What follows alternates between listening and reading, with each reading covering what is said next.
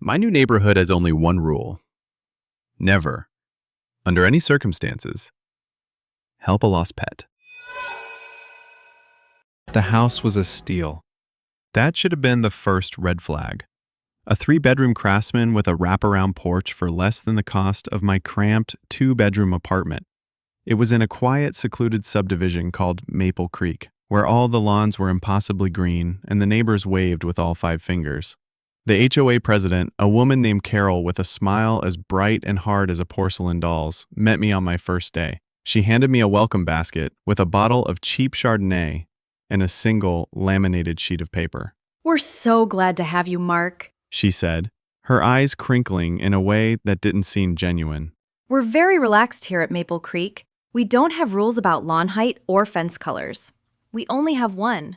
She tapped a perfectly manicured nail on the laminated sheet. On it, in a large, friendly font, were the words, "Rule number 1. If you see a pet that appears lost or in distress, do not approach it. Do not feed it. Do not let it into your home. Go inside, lock your doors, and ignore it until it has gone." I laughed, thinking it was a joke. What, are the raccoons organized crime around here? Carol's smile didn't waver. "It's not a suggestion, Mark.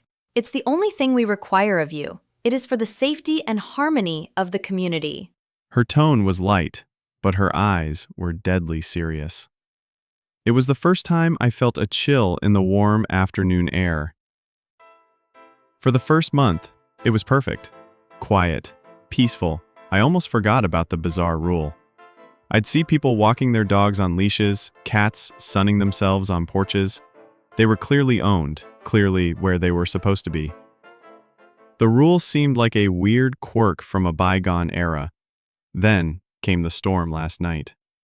It was a real gully washer, with thunder that shook the windows and rain that came down in sheets. It was around midnight when I heard it, a sound that cut through the noise of the storm, a pathetic, high-pitched whine.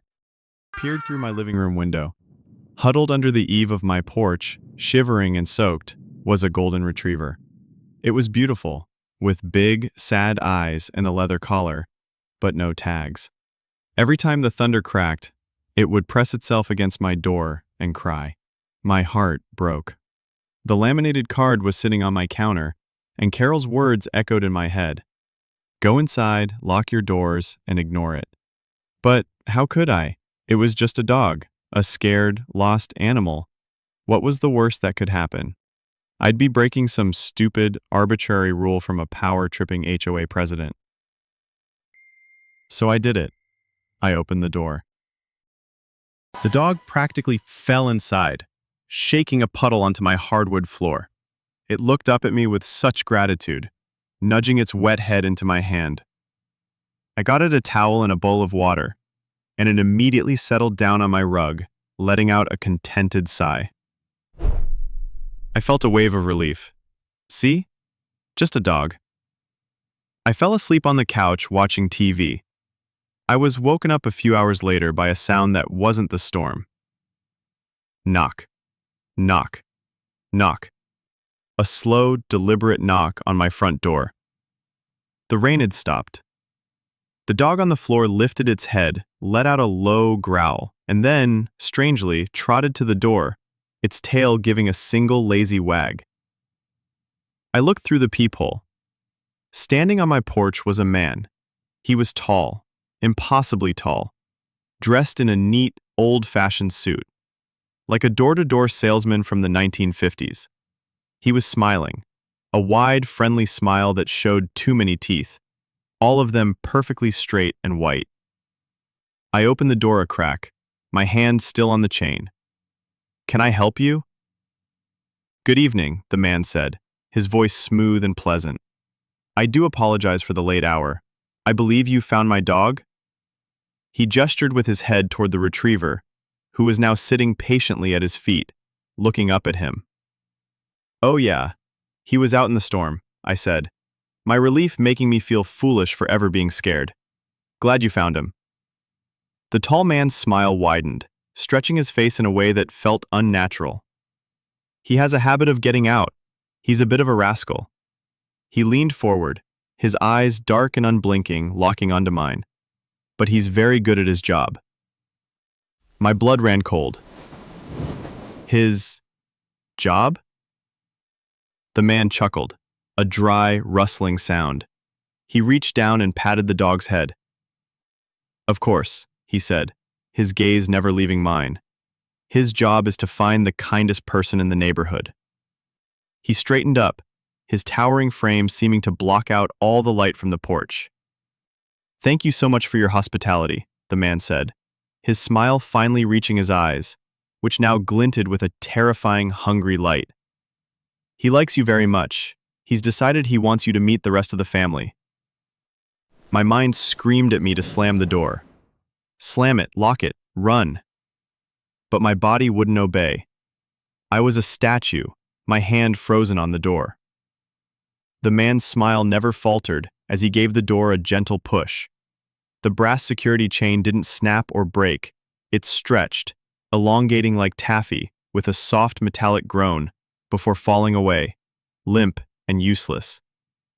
There now, he said pleasantly. That's better. He didn't enter. He simply took a step back and gestured with an open palm toward the street. It wasn't a command. It was an invitation. And for reasons I can't explain, I found myself stepping out onto the porch.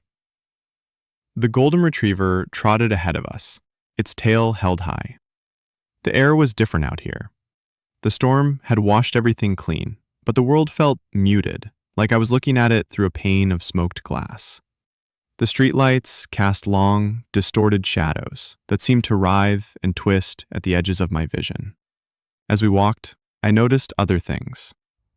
A sleek, black cat emerged from beneath a hedge, its eyes glowing with a faint phosphorescence. It fell into step beside the retriever.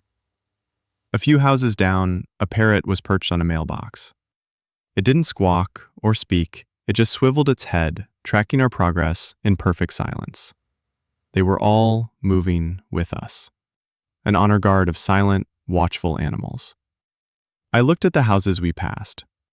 Through their big picture windows, I could see my neighbors. They were frozen in place, like mannequins in elaborate dioramas. One family was sitting around a dinner table, forks raised halfway to their mouths. In another house, a man was stopped mid-stride, one foot hovering over the floor. They were all facing our direction, their faces blank, their eyes wide and vacant. Don't mind them, the tall man said, noticing my gaze. They're very good at following the rules. We were heading toward the end of the cul-de-sac, to the oldest house on the block. A large colonial that had been dark and seemingly empty since I'd moved in. As we got closer, I could feel a low vibration through the soles of my shoes, a deep hum that seemed to emanate from the house itself. The golden retriever led the procession up the walkway and sat patiently before the heavy oak door. The other animals formed a silent semicircle behind us, their eyes all fixed on me. The tall man walked to the door. It swung open before he touched it, revealing nothing but a deep, impenetrable darkness inside. The low hum grew louder, resonating in my bones. It sounded like a purr, a gigantic, hungry purr. The man turned to me, his smile as wide and terrifying as ever. He gestured into the blackness. After you, he said. They've been so looking forward to this.